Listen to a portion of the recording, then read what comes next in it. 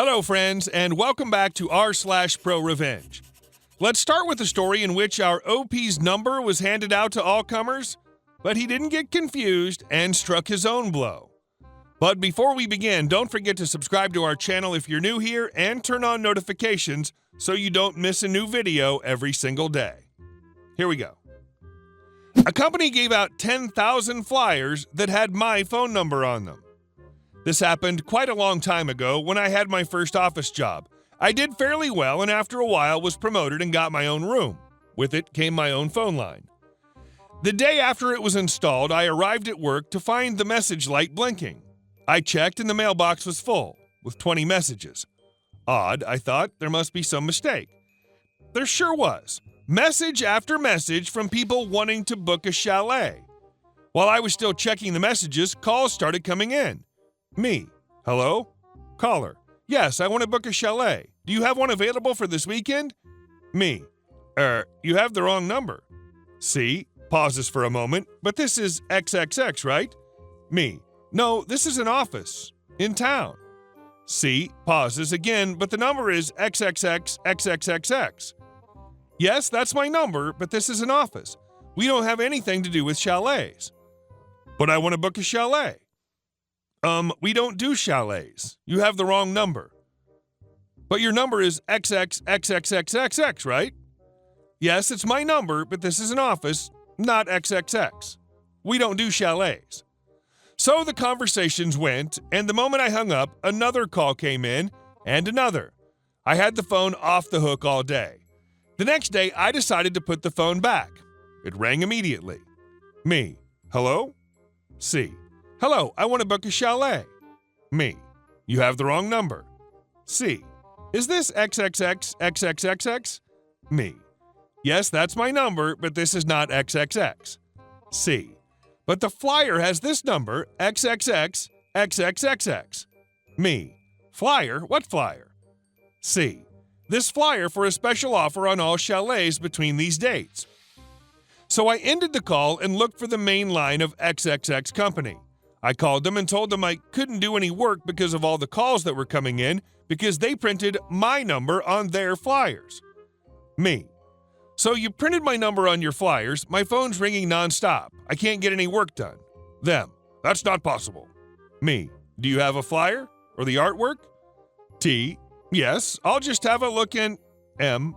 Yes. Is that my number on your flyer? T. Yes. It must be a mistake. Me. I'm sure it is. A big one. What are you going to do? T. The flyers have all been given out, and there's nothing we can do. M. How many flyers were printed? T. 10,000? They couldn't do anything. They didn't want to do anything. I asked them to pay for changing the line, and they refused. They didn't offer anything and even asked me to direct all the callers to them at the correct number. So I started answering all the calls. It took a week, but I told everyone we were fully booked till the end of the promotion. They lost a boatload of money because they were too damn lazy to fix a colossal mistake that they were responsible for. Worth the time. And our second story. You need to review my account now. Many years ago, I worked for a local power company that serviced primarily rural clients. I live in Australia, and our states are large, so it's generally very impractical for the representative to be sent out except on our scheduled meter reads. In this story, names have been altered to protect both the innocent and the guilty. Customers would often call into the helpline listed on their power bill because they thought there was something wrong with their bill. Usually it was a matter of them running air conditioning units in the 40+ Celsius heat. Other times, though, they wanted to call and complain that they had no power. One fine day, our customer rang. Let's call him Mike. Mike Deadbeat. The call was answered by one of our helpful phone operators called Julie. Mike wanted to complain that his power had been cut off. Not that there was a fault or the power was out. Oh no, Mike skipped straight to, "You guys done shut off my power." Poor Julie had to go through the script, checking for outages and storm damage and asking Mike to check with his neighbors to see if they had power. Mike was having none of it. Mike knew we'd shut off his power, and he was damned well going to get it reconnected today. The call went on and on, with Mike becoming more agitated and abusive as Julie didn't wave her magic wand to summon the power fairies to reconnect the property. However, Julie was a smart girl. She was looking over the account history, and it had been disconnected twice before for non-payment of the bill, so Julie bullcrapped. Mike, the law says you have to connect power to me. This is true in my state, except in certain circumstances, as we shall see. Julie, I understand, Mr. Deadbeat, except for the overdue bill. I can't see any reason why your account was disconnected.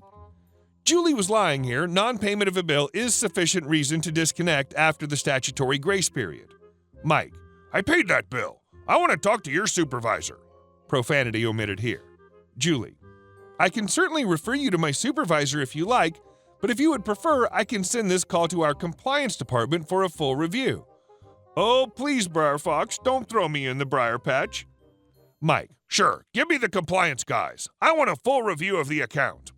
Julie, certainly. I'll initiate the review and get them to call you back today. Enter yours truly. I was part of the compliance team, which had nothing to do with connecting customers' power, but had everything to do with compliance to the relevant legislation and recouping money from customers who did not pay for power. After getting the heads up from Julie, I spent an hour or so reviewing the entire account history. This call was going to be fun. Me. Hi, I'd like to speak to Mike Deadbeat, please. Mike. Speaking. Me. Hi, Mr. Deadbeat. My name is Clarok from Energy Company, and I've received a request to review your account. Before I can begin, I need to verify your identity. I need you to confirm your date of birth and current address. Mike, day, /month, /year, and 123 Idiot Lane. Me. Thanks, Mr. Deadbeat. I have to inform you that there does seem to be some internal issues with your account. May I ask if you have any relationship to Adam Deadbeat? Mike. That's my brother. Me. Okay, thanks for that. Can I assume that Susie Fraudster is Adam's girlfriend? Mike. Susie's his wife. What's this all about? Me. Mr. Deadbeat, after a complete review of the accounts for 123 Idiot Lane, I can see that the power has been disconnected for non-payment of bills 16 times. Mike. So, that's not my problem.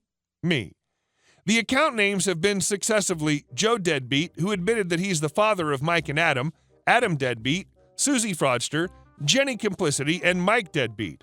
We've reviewed property records against the Register of Sales, and at no time has the property changed hands. Mike. You had no right to look at property records. All I wanted was to get my power back. Me. I understand, Mr. Deadbeat. At this time, our account review shows that the total amount of unpaid bills comes to $6,937.44. I have added a note on the property file that the power has been disconnected for fraud and that it shall not be reconnected until the entire amount has been paid in full or the new account holder produces a deed of sale for the property. Mike. You can't shut off my power for that. It wasn't me. Me. Mr. Deadbeat. The Electricity Act of 1996 can and does allow me to disconnect a property for fraudulent non-payment of bills. You have been advised of the actions necessary to reconnect power, and you will receive a letter to that effect via registered post. This call is now being terminated. And because I was feeling extra vengeful, I put a note that the family would have to supply a security deposit of $2,000, the maximum under law, even if they did pay the bill. Julie got a commendation in her file. This is why people should get solar panels. They might be expensive, but in the long haul, it's worth it, especially in sunny areas. You know, like Australia. And our last story. This revenge was delivered by a professional.